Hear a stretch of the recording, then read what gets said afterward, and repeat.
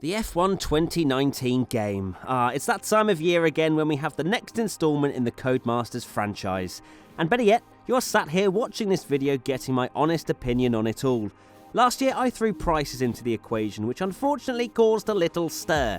So this year I am going to be slapping on good old-fashioned numbers out of 10 on parts of the game I feel are worth rating. Let's start with the all-important career mode then, shall we? The main talking point this year is the addition of F2 as your starting block. Something I think a lot of us F1 fans wanted. Did you know that means we're in the game? An element of progression, working your way up the ladder, as opposed to just doing 10 seasons in F1 and that's it for another year. Now let's start with the positives first. I absolutely love what they've added. WTF1 is in the game, did you know? Not only have Codemasters added F2, but they've added an element of story to it. Scenarios giving you that feeling you're involved in something bigger than just racing against the computer, which for me is all I've ever wanted from single player, and honestly, I'm very impressed with the concept. Congratulations! Enjoy it, because it's the last time it will ever happen. Devin, it's okay to be upset. The way in which your decisions genuinely impact the cutscenes that follow are really great to see. It's a step up from an already solid career mode in F1 2018.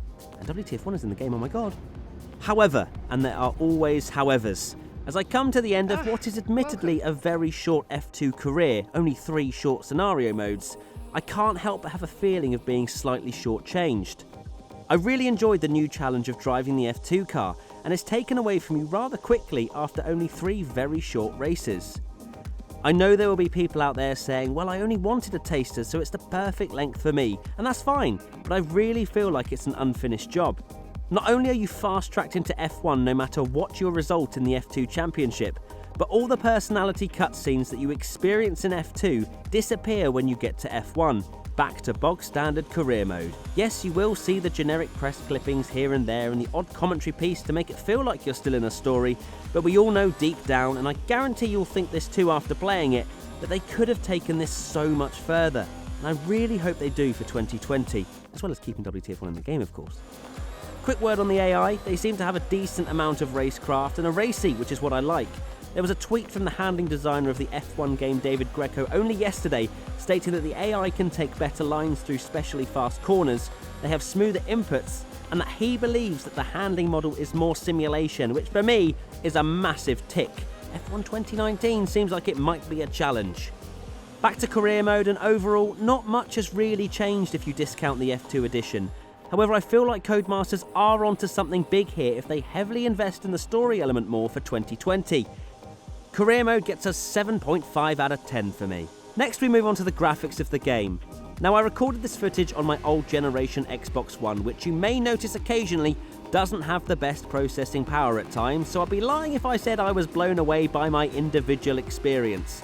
However, I have seen other pieces of gameplay and have been extremely impressed. If you wanted that level of whoa, then you'll need to play the game on the PC with a rather expensive computer. But the fact these graphics exist at all is a positive from me. 8 out of 10. Let's talk a little bit about the actual handling and experience of driving the cars. I mentioned briefly that I enjoyed the F2 experience, especially with the fact that there's a completely new challenge with it, and the F1 cars are no different. I found it much easier to pick up and play this year as opposed to last, and felt like I was on the pace pretty much from the get-go. I'm playing on the controller, but have been given some intel that the cars are more understeery this year on the wheel. It's more difficult to tell on the controller as you always steer to what the game allows you.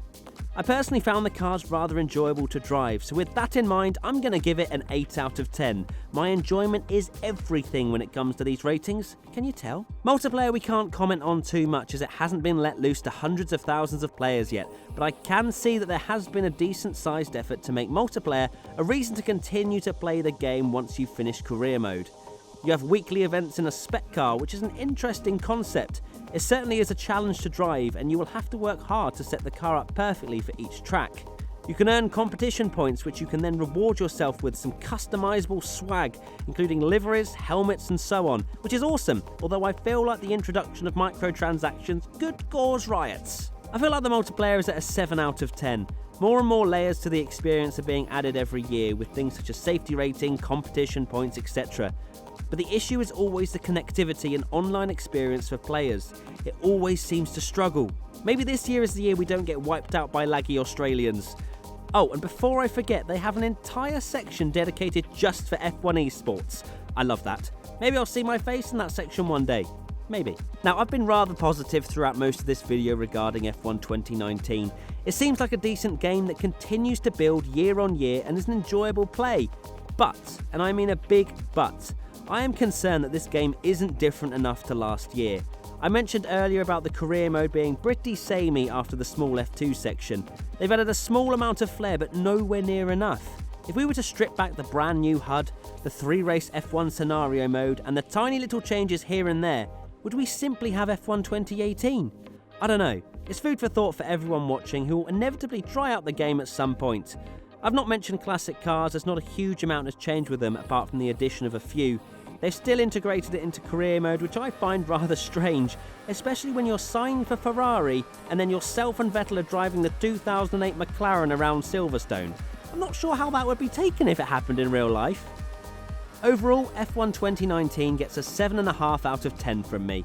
It's probably nearer an 8 if you look at it without any previous knowledge of the other F1 games. It's a decent experience, but as an avid F1 fan and gamer, knowing where the game was 12 months ago, I feel like not enough has changed to warrant a higher rating than this. It's a shame. If the storyline had really been nailed down and extended into career mode, I would be singing from the hills about this game.